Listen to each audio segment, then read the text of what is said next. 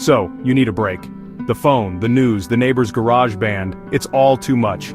You announce, I'm off to find myself somewhere quiet. And you end up in Bolivia, at the Salar de Uyuni. Nothing says inner peace like a desert of salt, relentless sun, and a guide with a single pan flute album. The brochures promise tranquility, endless white, perfect blue sky. You picture yourself meditating, finally understanding those cryptic Instagram quotes. Reality? 4 hours in a rattling 4x4, salt crunching in places you didn't know existed. You wanted adventure. Congratulations, you're in the middle of nowhere. Bolivia's unspoiled charm means bad Wi-Fi and plumbing with a mind of its own. You start missing the predictability of Starbucks, but this is the journey you chose. You packed hiking boots, a beekeeper's sun hat, and a brave face. Ready to embrace silence, connect with nature, and snap that perfect toy dinosaur photo for social media. It's a spiritual quest, with a side of social validation.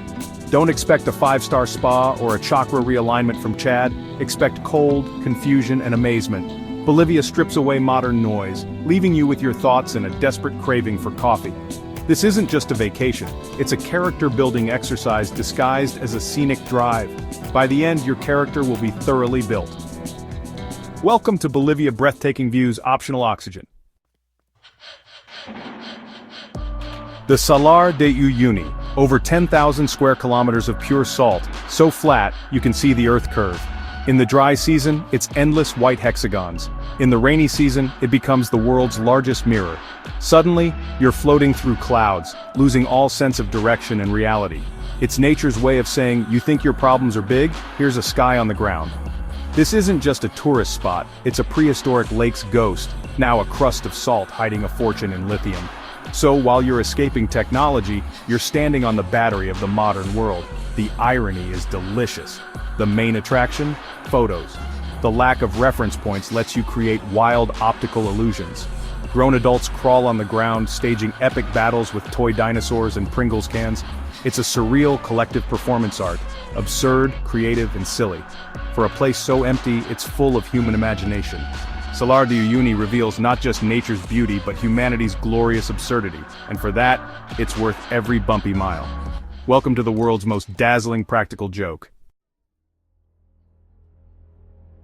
Let's talk about silence. If you're from New York, true silence is a myth. Just a pause between sirens. Our quiet is a constant hum of life.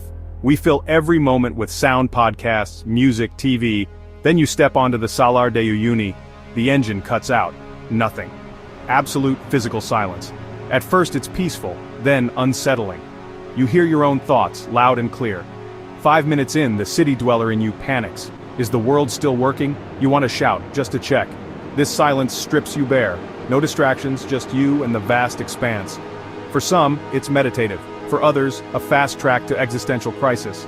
There's no playlist, no city noise, just the wind and the crunch of salt underfoot. After days of this, returning to civilization is a shock. Doors slam like gunshots, conversations feel like shouting. You realize how much noise you've been living with. The salt flats set a new benchmark for tranquility. Sometimes the most profound experiences are in what you don't hear. It's a lesson America could learn, if we didn't try to build a theme park on it first. The silence of Uyuni stays with you, long after you leave. It's a gift, a challenge and a reset for your internal metronome. You start to appreciate the subtle sounds, wind, footsteps, your own breath. The salt flats force you to confront yourself, and that's the real adventure. In a world obsessed with noise, Uyuni is a rare, beautiful pause, and sometimes, that's exactly what you need. The salt flats aren't just about salt and silence. They're alive with stories and legends. The local Aymara and Quechua people have their own origin myth. The mountains were once giants, caught in a love triangle. Tunupa's tears and milk flooded the plains, creating the salt flat, a celestial soap opera more compelling than TV. These aren't just old tales. The mountains are Apis, spirits to be respected. Drivers make offerings to Pachamama and the Apis before crossing, asking for safe passage. It's a ritual that reminds you you're a guest in a sacred place. And then there are the ghosts. Spirits said to wander the flats at night, strange lights, eerie whispers. Is it altitude, reflections, or ancient souls? Who knows? But in a hotel made of salt, it's easy to believe. This spiritual layer transforms you from tourist to traveler. The wind could be a mountain god's sigh, the silence, a space for spirits. Some places have a soul, and if you're quiet, you might just hear it. The stories here are older and richer than anything on Netflix, and they'll stay with you long after you leave. Where there's beauty, there are tourists, and their mistakes. First, the sun. The salt flats reflect sunlight like a solar panel. SPF 15? Good luck. By noon everyone's a tomato. Then, the clothing. People forget the altitude. Shorts and t-shirts meet icy winds while guides bundle up and watch in pity. The salt flats humble you, one goosebump at a time. And the photos. Oh, the photos. Grown adults lying on salt directing friends for the perfect optical illusion. It's a comedy of patience and awkward poses, but the behind-the-scenes chaos is the real masterpiece. The biggest shock? The remoteness. Where's the restroom? The guide points to the horizon.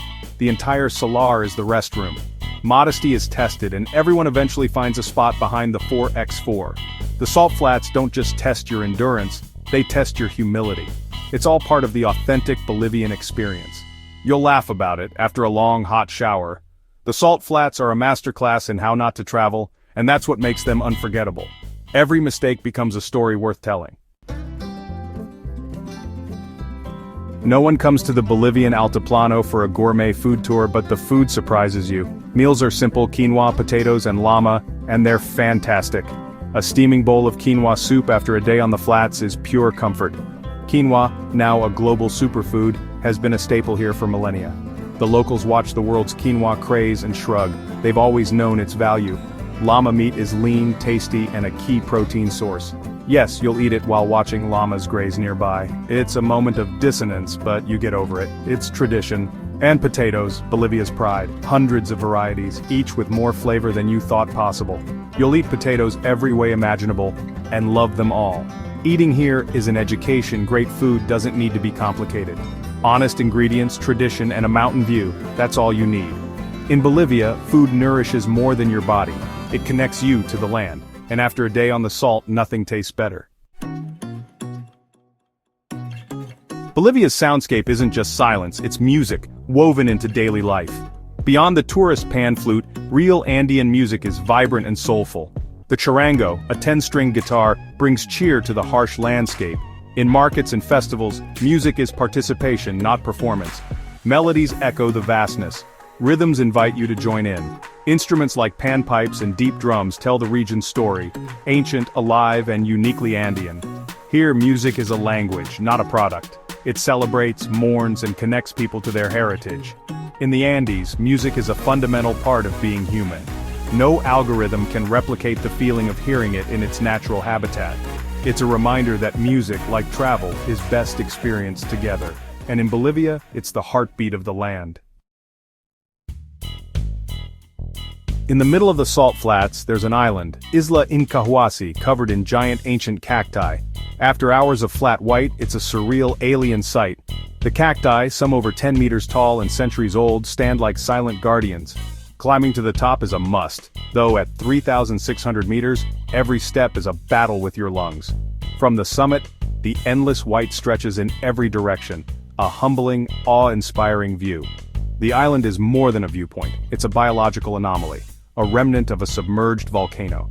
Its coral and volcanic rock ground tells a dramatic geological story. It's a sanctuary for life in a sterile world. Walking among the cacti feels like stepping into a lost world. Isla Incahuasi is Bolivia in miniature, strange, challenging, unforgettable. It's the weird, wonderful heart of the salt flats. And it's a perfect metaphor for the country itself. Sometimes the strangest places leave the deepest mark. You survive the sun, the cold, the altitude, and the restrooms. You leave Bolivia changed, sunburnt, humble, and with a new appreciation for oxygen. Here's the problem. Bolivia ruins all other vacations. After the world's largest mirror, a beach feels beige. After mountains that are gods, a city park is just a park. Bolivia isn't polished or predictable, it's raw, challenging, and unforgettable. It gets under your skin and into your soul. The memories aren't just of places, but of feelings, awe, peace, warmth. You come seeking escape and find perspective. You learn that the greatest adventures aren't the most comfortable. In a place with no Wi-Fi, you learn to be present. Bolivia strips away the non-essential, leaving what matters. It's messy, unpredictable, and beautiful. Should you go? Absolutely. But be warned, it will recalibrate your sense of wonder. Bolivia isn't just a trip, it's a lesson you'll never forget.